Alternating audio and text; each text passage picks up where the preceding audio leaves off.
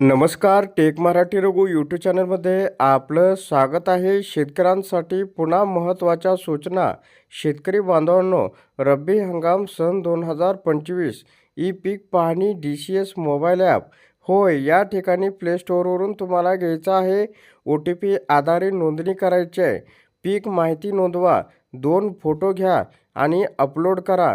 संपूर्ण माहिती या व्हिडिओच्या माध्यमातून आपल्याला पाहायला मिळणार आहे, म्हणून हा व्हिडिओ आपण शेवटपर्यंत पहा.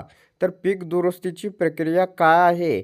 शेतकऱ्यांनी पीक पाहणी अपलोड केल्यापासून 48 तासामध्ये जर शेतकऱ्यांना काही दुरुस्ती किंवा नोंदवलेली पीक पाहणी रद्द करायची असेल तर मोबाईल ॲपमधून एकदाच 48 तासाच्या आत दुरुस्ती किंवा नष्ट करण्याची सुविधा उपलब्ध आहे.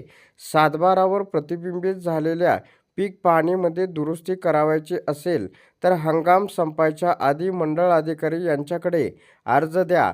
मंडळ अधिकारी स्थळ परीक्षण करून पंचनामा करतील आणि ई पीक पाहणी DCS मोबाईल ॲपद्वारे दुरुस्ती करतील.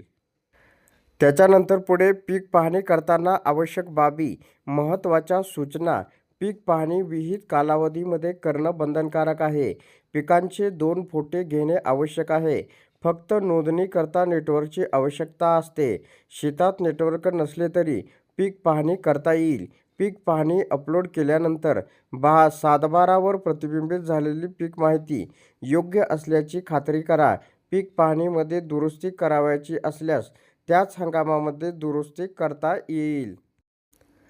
तर हंगामात पीक पाहणीसाठी कालावधी. शेतकरी हंगाम सुरू झाल्यापासून 45 दिवस कालावधी आणि सहाय्यक शेतकरी स्तरावरील कालावधी संपल्यानंतर पुढील 45 दिवस. पीक नोंदणीचे फायदे. पीक विमा, पीक कर्ज, नैसर्गिक आपत्ती, MSP अंतर्गत पिकांची नोंद, ॲग्रिस्टॅक अंतर्गत सर्व योजना, राज्य शासनाच्या विविध विभागातील योजनेचा थेट लाभ. अशा प्रकारे एकूण 6 योजनेचा लाभ या ठिकाणी पीक नोंदणीमुळे होणार आहे. तर लवकरात लवकर पीक नोंदणी करावे आणि याचे फायदे उचलावे. तसेच ई पीक पाहणी कशी करावी? पीक पाहणी करण्याकरता Google प्ले स्टोअरवर जावं लागेल. त्या ठिकाणी ई पीक पाहणी DCS मोबाईल ॲप इन्स्टॉल करावं लागेल. नेटवर्क उपलब्ध असलेल्या ठिकाणी जाऊन मोबाईलवर आलेल्या OTPच्या आधारे ॲपमध्ये नोंदणी करा. शेतामध्ये जाऊन ऑफलाईन पद्धतीने पीक माहिती भरा. पिकांचे 2 फोटो घ्या. ज्या ठिकाणी नेटवर्क उपलब्ध आहे अशा ठिकाणी जाऊन होम पेजवरील अपलोड बटनवर क्लिक करून पीक पाहणी अपलोड करावी. 96 तासानंतर आपल्या सातबारावर पिकांची नोंद दिसेल. आजच ही पीक पाहणी करा. शाश्वत शेतीसाठी हे एक पहिलं पाऊल असल्याचं या ठिकाणी सांगण्यात आलेलं आहे.